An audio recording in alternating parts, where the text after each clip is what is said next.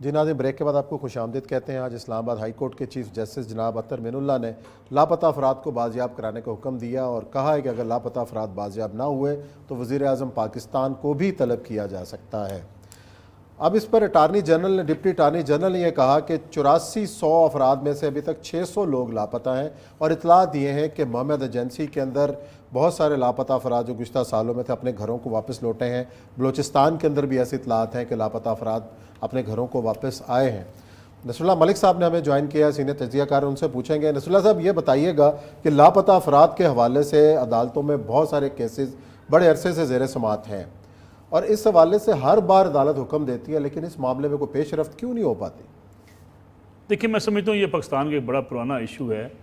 इल्ज़ामात भी बेशुमार हैं। अगर आप बलूचिस्तान की बात करें, फिर KPK के फाटा की बात करें, बाज़ जगहों पे जहाँ पे टेररिस्टों के ख़िलाफ़ ऑपरेशन हुए वहाँ पे कुछ लोग क्लेम करते हैं कि लोग लापता हुए जिनके बारे में कुछ पता नहीं है।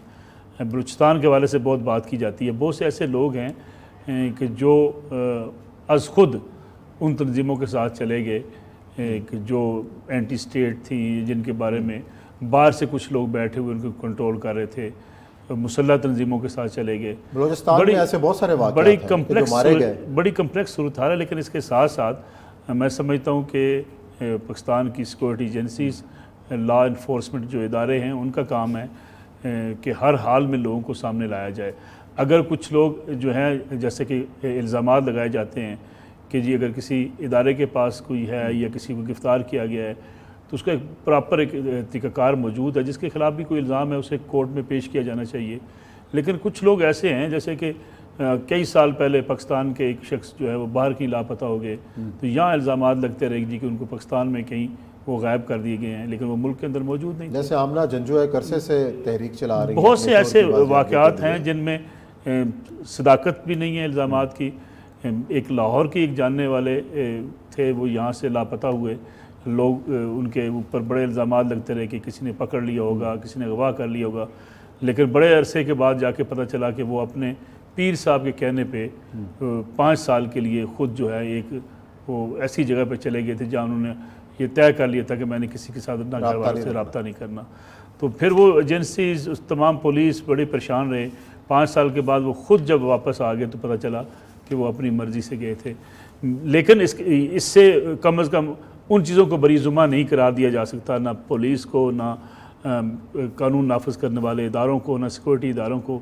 अगर कहीं कोई ऐसी गिरफ़्तारी मौजूद है या कुछ लोग ऐसे जो किसी की कस्टडी में हो सकते हैं, बाज़ लोग CTD की तरफ से जो है इल्ज़ामात के तहत गिरफ़्तार किए जाते हैं, उन सब को कानून के कटहरे में लाना चाहिए। मैं समझता हूँ इस्लामाबाद हाई कोर्ट का जो एक्शन है इस लिहाज से दुरुस्त है। वज़ीर आज़म जवाबदेह हैं। कभी ऐसी कोई एग्जांपल मिली कि इस मामले में वज़ीर आज़म से जवाब तलबी की गई और उनसे पेश होने का हुक्म दिया गया? मेरे ख्याल में इसलिए कहा गया कि वज़ीर आज़म सरबराह हैं, चीफ एग्जीक्यूटिव हैं, मुल्क के तमाम इदारे उनके कंट्रोल में आते हैं।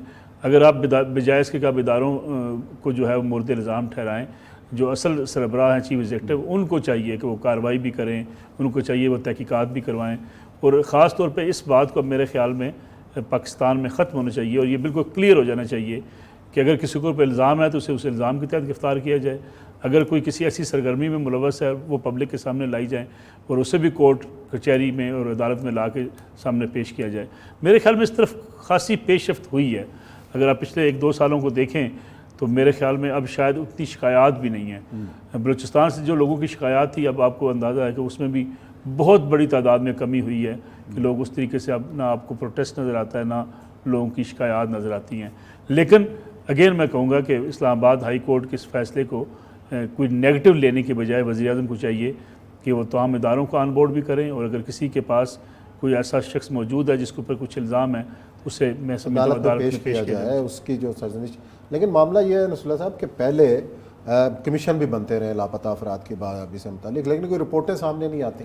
बदकिस्मती ये है कि हमारे यहाँ जो कमीशन बनते हैं वो कमीशन शायद मामलात को दबाने के लिए होते हैं और वो कमीशन अपनी रिपोर्ट उसको भी मंजर आम पर आना चाहिए। जब तक आप इसको शफाफियत नहीं रखेंगे तो कमीशन का कोई फ़ायदा नहीं होगा।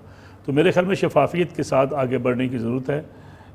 बहुत से लोग ऐसे जुराइम में मुलव्वस हैं जो एंटी स्टेट होते हैं, जो बाज़ लोग आपने देखा कि इवन जब फाटा के अंदर ऑपरेशन हो रहा था वज़िस्तान के अंदर, जनूबी वज़िस्तान में, शुमाली वज़िस्तान में बहुत से गैर मुल्की लोग मौजूद थे और उनकी सपोर्ट करने वाले भी लोग मौजूद थे। तो मेरे ख्याल में जो स्टेट के ख़िलाफ़ जो काम करते रहे हैं, उनकी गिरफ्तारियाँ होती रही हैं, उनको उन चीज़ों के साथ मिक्स ना किया जाए कि जो मुल्क के अंदर अगर किसी कानून की किसी ने खिलाफ वर्जी की है तो उसको बहरहाल अदालत में पेश किया जाना, और वज़ीर आज़म की अहम ज़िम्मेदारी है कि वो इस चीज़ों को, तमाम चीज़ों को ऑन बोर्ड करें, एजेंसीज़ को ऑन बोर्ड करें और प्रॉपर एक रिपोर्ट अदालत के अंदर पेश होनी चाहिए।